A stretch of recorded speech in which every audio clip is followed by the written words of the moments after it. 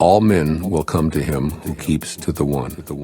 They flock to him and receive no harm, for in him they find peace, security, and happiness. Music and dining are passing pleasures, yet they cause people to stop. How bland and insipid are the things of this world when one compares them to the Tao. When you look for it, there's nothing to see. When you listen for it, there's nothing to hear. When you use it, it cannot be exhausted. Should you want to contain something, you must deliberately let it expand. Should you want to weaken something, you must deliberately let it grow strong.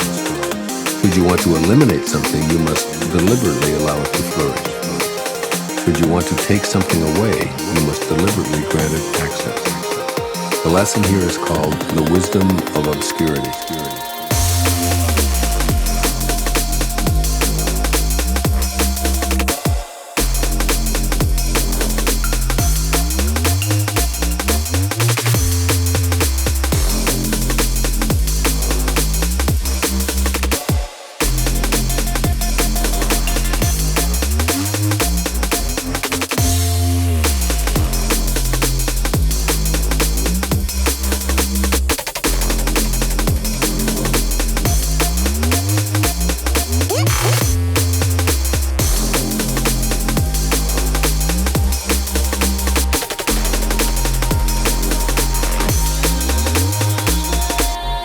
The gentle outlasts the strong. The obscure outlasts the obvious. Fish cannot leave deep waters, and a country's weapons should not be displayed.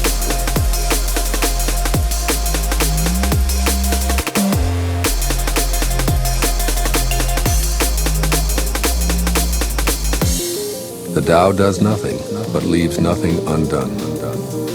If powerful men could center themselves in it, the whole world would be transformed by itself in its natural rhythm. When life is simple, pretenses fall away.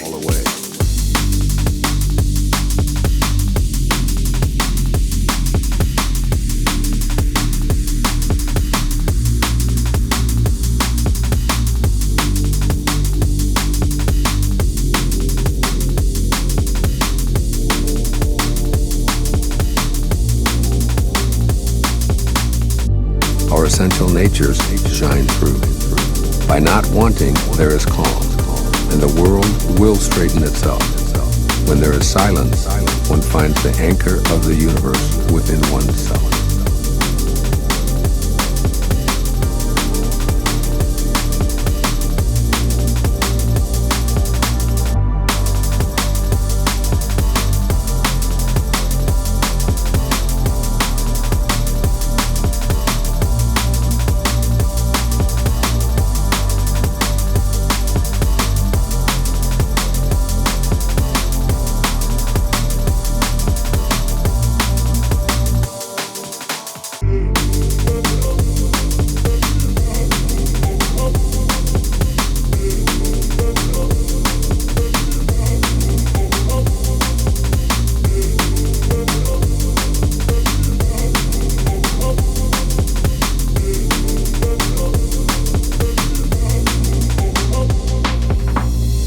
A truly good man is not aware of his goodness, and is therefore good.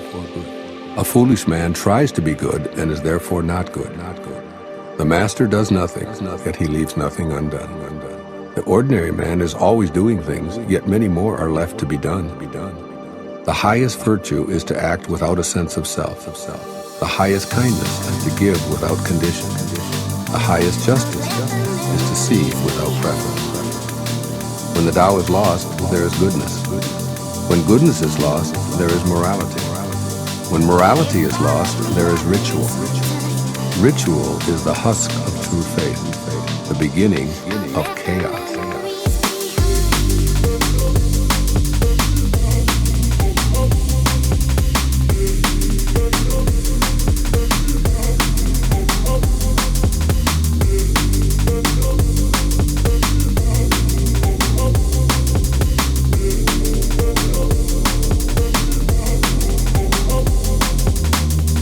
The great master follows his own nature and not the trappings of life.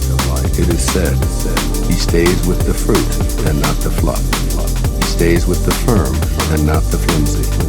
He stays with the true and not the false.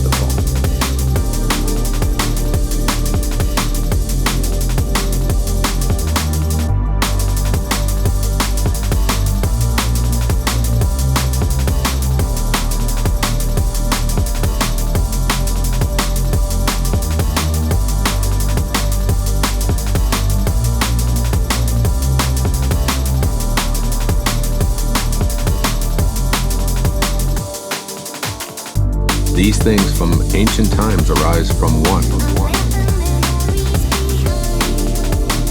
The sky is whole and clear. The earth is whole and firm. The spirit is whole and full. The 10,000 things are whole, and the country is upright. All these are in virtue of wholeness. When man interferes with the Tao, the sky becomes filthy. The earth becomes depleted. The equilibrium crumbles. Creatures become extinct.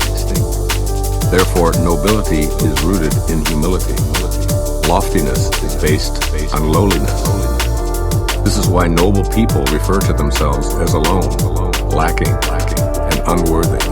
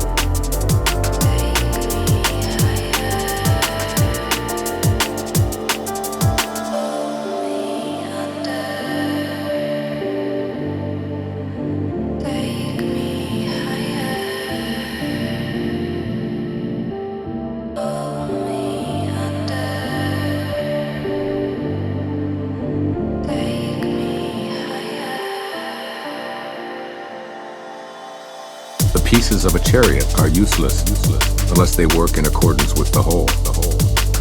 A man's life brings nothing unless he lives in accordance with the whole universe. Playing one's part in accordance with the universe is true humility. Truly, too much honor means no honor. It's not wise to shine like jade and resound like stone chimes. Returning is the motion of the Tao. Yielding is the way of the Tao. The 10,000 things are born of being.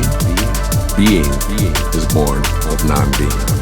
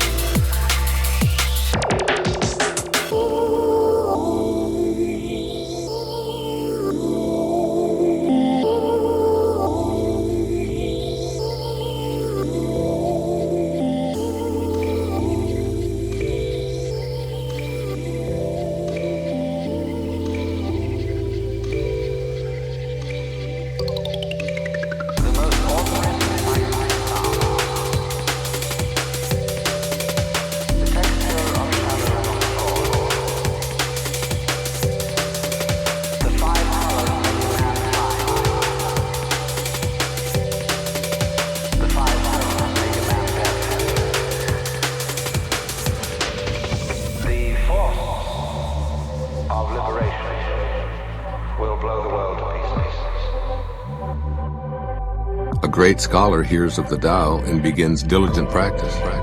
A middling scholar hears of the Tao and retains some and loses some. An inferior scholar hears of the Tao and roars with ridicule.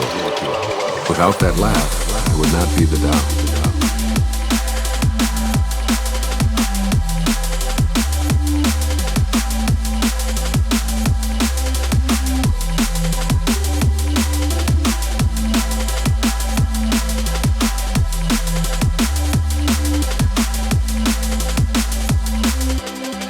So there are constructive sayings on this. The way of illumination seems dark. Going forward seems like retreat. The easy way seems hard. True power seems weak. True purity seems tarnished. True clarity seems obscure. The greatest art seems unsophisticated. The greatest love seems indifferent. The greatest wisdom seems childish. The Tao is hidden and nameless. The Tao alone nourishes and brings everything to fulfillment.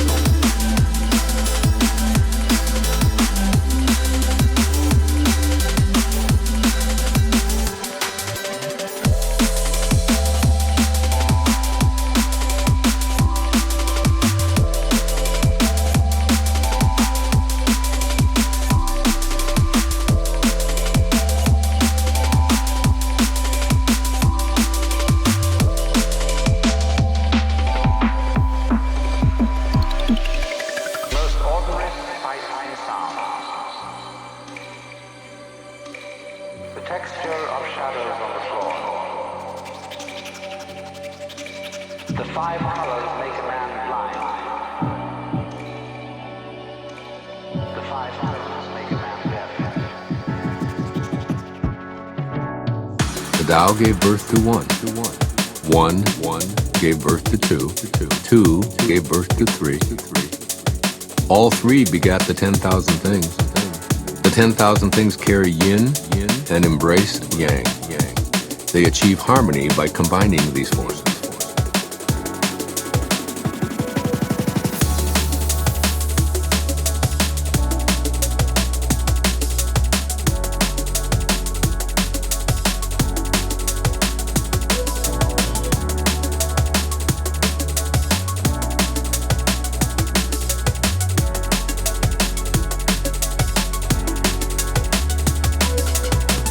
People suffer at the thought of being without parents, without food, or without worth.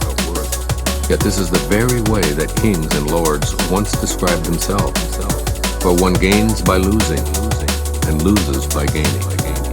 What others taught, I teach. The violent do not die a natural death. This is my fundamental teaching.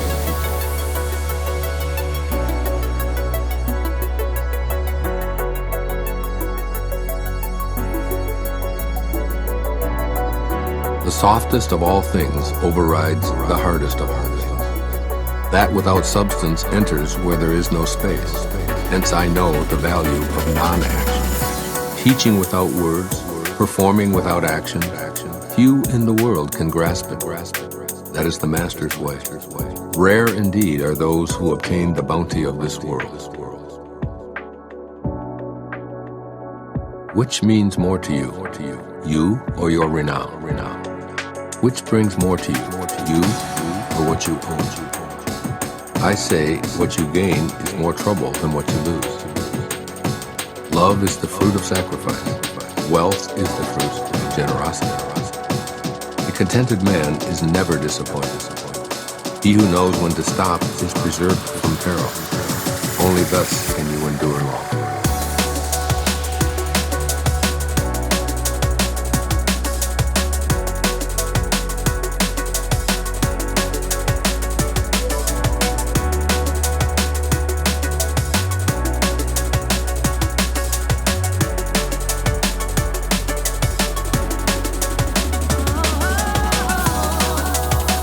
The greatest perfection seems imperfect, and yet its use is inexhaustible.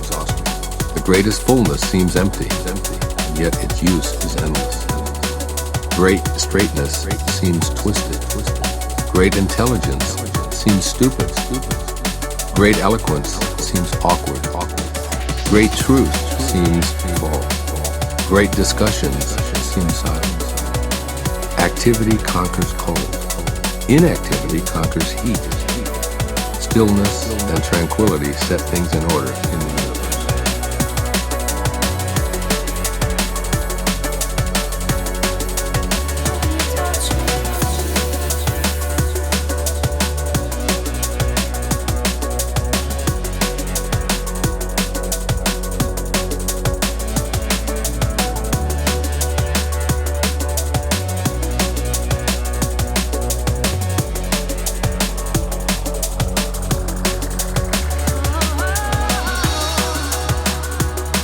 When the world has the way, running horses are retired to till the field. When the world lacks the way, war horses are bred in the countryside. There is no greater loss than losing the Tao, no greater curse than covetousness, no greater tragedy than discontent. The worst of fault is wanting more, always. Contentment alone is enough. Indeed, the bliss of eternity can be found in your contentment.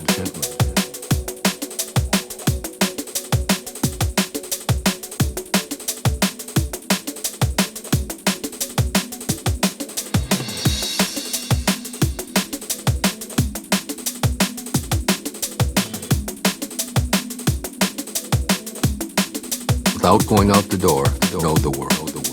Without looking out the window, you may see the ways of heaven. The farther one goes, the less one knows. Therefore, the sage does not venture forth and yet knows, does not look and yet names, does not strive and yet attains completion.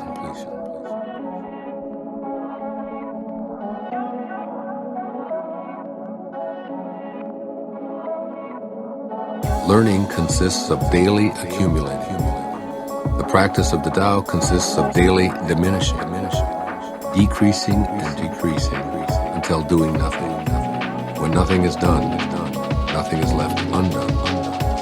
True mastery can be gained by letting things go their own way. It cannot be gained by interfering.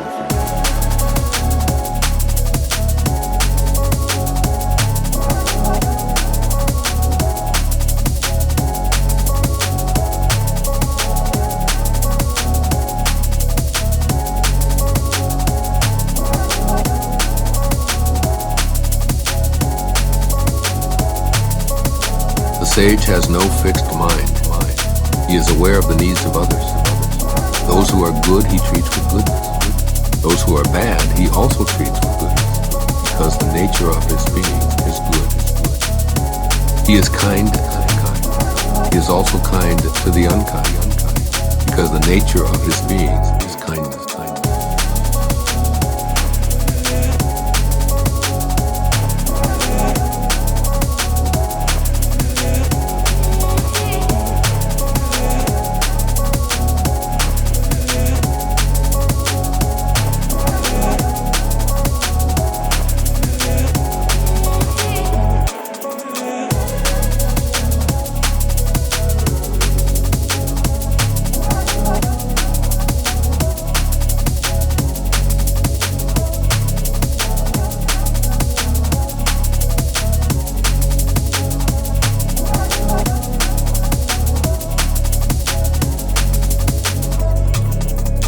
He is faithful to the faithful.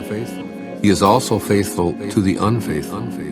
The sage lives in harmony with all below heaven. He sees everything as his own self. He loves everyone as his own child. All people are drawn to him. He behaves like a little child.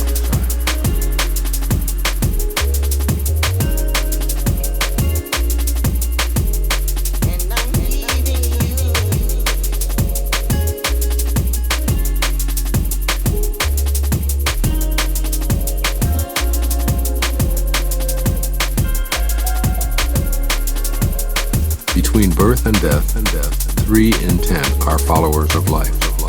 3 in 10 are followers of death. And men just passing from birth to death also number 3 in 10. Why is this so? Because they clutch to life and cling to this passing world. The But there is one of 10 that say, so sure of life, that tigers and wild bulls keep clear. Weapons turn from him on the battlefield. Rhinoceroses have no place to warn him. Tigers find no place for claws. And soldiers have no place to thrust their blades. Why is this so?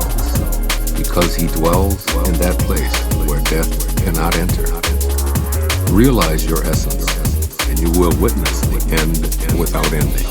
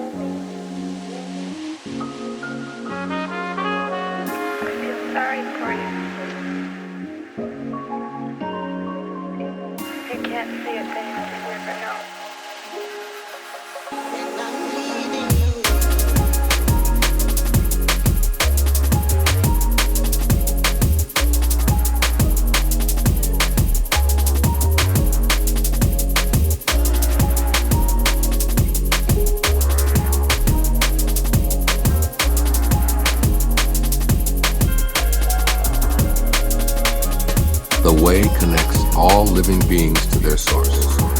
It springs into existence, unconscious, perfect, free, and takes on a physical body, lets circumstances complete it. Therefore, all beings honor the way and value its virtue. They have not been commanded to worship the Tao and do homage to virtue, but they always do so spontaneously.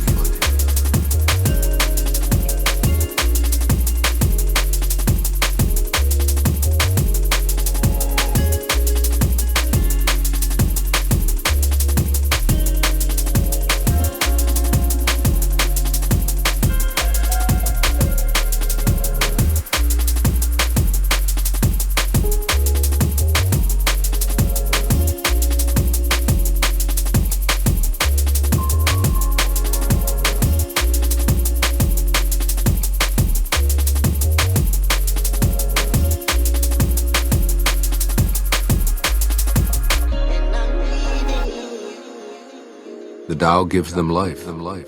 Virtue nourishes and nourishes them, rears and shelters and protects them. The Tao produces but does not possess. The Tao gives without expecting. The Tao fosters growth without ruling. This is called hidden virtue.